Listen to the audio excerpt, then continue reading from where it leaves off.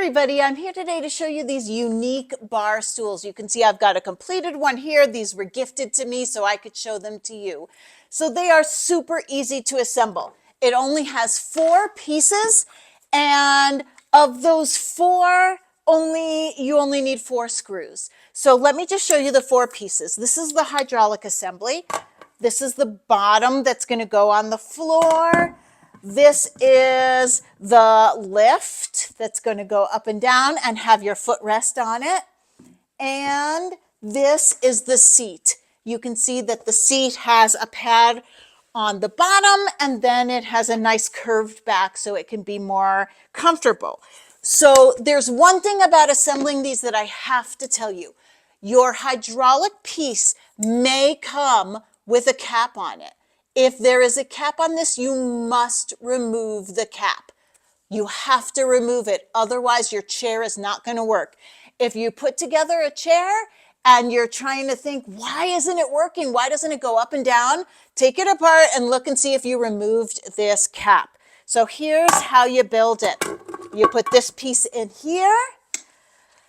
This came with 4 pieces of felt covering up where you're going to screw it in. And I kind of like the felt on the bottom of this. It already has a rubber edge to protect your floors, but I'm just going to put these on here. A little extra protection for my floor is never going to hurt, right? So I'm just going to put these on here. And so now it'll just slide a little more easily. And then you screw this onto here. You just got to turn it, put it like this, and screw it in. That's all that's going to happen. You screw these 4 screws and then you put it on top. I am going to start this again when I've got the 4 screws in, and then I'll show you me finally assembling it. And here I am tightening the last of the 4 screws.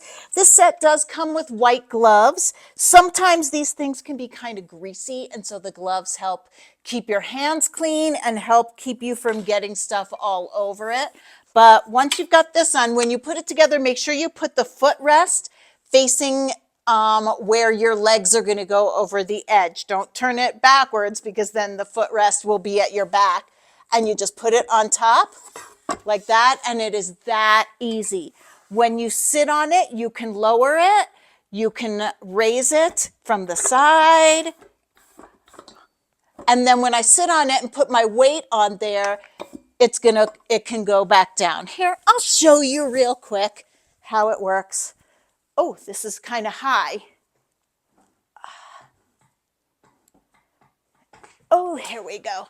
My weight wasn't right on. There we go. So you see how it works. Now I'm going to go put it somewhere where we can use it.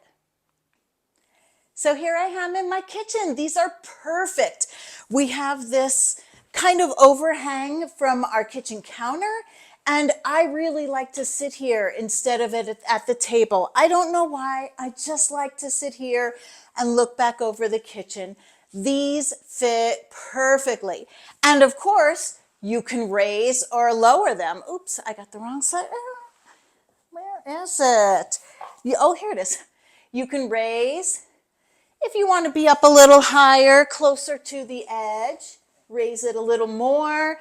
Or when you realize you're too high, just go back down. They swivel, and they swivel really nicely. They're not super heavy, so they're easy to move. Before this, I had just stools here. This has a back, so it's infinitely more comfortable here. So I think these are going to stay. They're really nice. They're like a plastic back, and then the seat is fluffy. That's the only way I can think of it. It's mushy and smushy, so it's very comfortable, but all this would clean off with a sponge. You could just wipe it down. I like white for a kitchen because it just looks so nice and clean. And I also like the fact that the backs are kind of low, so when they're not in use, we can really push them all the way underneath the counter. So really nice bar stools.